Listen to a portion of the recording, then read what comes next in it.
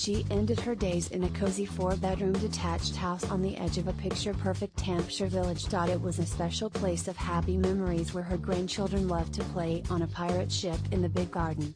Valerie Middleton had the added comfort of knowing the daughter of one of her sons was being courted by the future king. In those days, the fact that her granddaughter, Kate, was almost certain to be betrothed to Prince William was a family secret. The world would know soon enough, but the 82-year-old mother of Kate's father, Michael, was to take another Middleton secret to her grave. It was her role at Bletchley Park, home of Britain's wartime codebreakers. No matter how many times as a young girl the Duchess of Cambridge asked her paternal grandmother, "Granny, what did you do in the war?" Mrs. Middleton never breathed a word.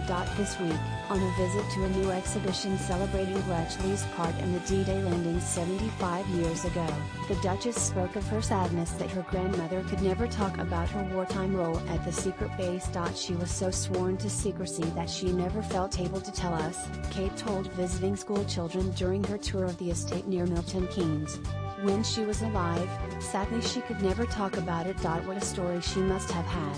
We do know she was recruited with her twin sister Mary, Kate's great aunt, and they monitored diplomatic traffic from secret listening stations. In this role, they witnessed one of the most extraordinary moments in Bletchley's history.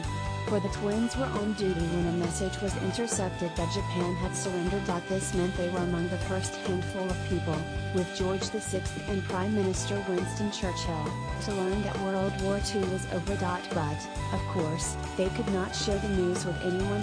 Despite Valerie's reluctance to talk about their role, the sisters' vital work has been publicly recognized. Valerie and Mary, employed as Foreign Office civilians, had their names engraved on the codebreaker's wall at Bletchley. The Edwardian mansion in Buckinghamshire is now a tourist attraction, which records the thousands who worked in signals intelligence between 1939 and 1945. They worked in Hut 16, which originally housed boffins decrypting the Nazi Enigma machine. As Kate proudly told those pupils this week, "My granny and her sister worked here. It's very cool."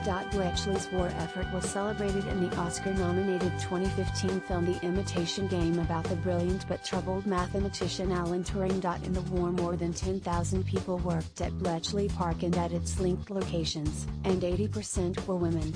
Churchill referred to the staff as the geese that laid the golden eggs and never cackled. Such a description would certainly have applied to Valerie and Mary Glassborough, who were only 20 when they arrived in early 1944. Just how the sisters, the daughters of a provincial bank manager, came to be part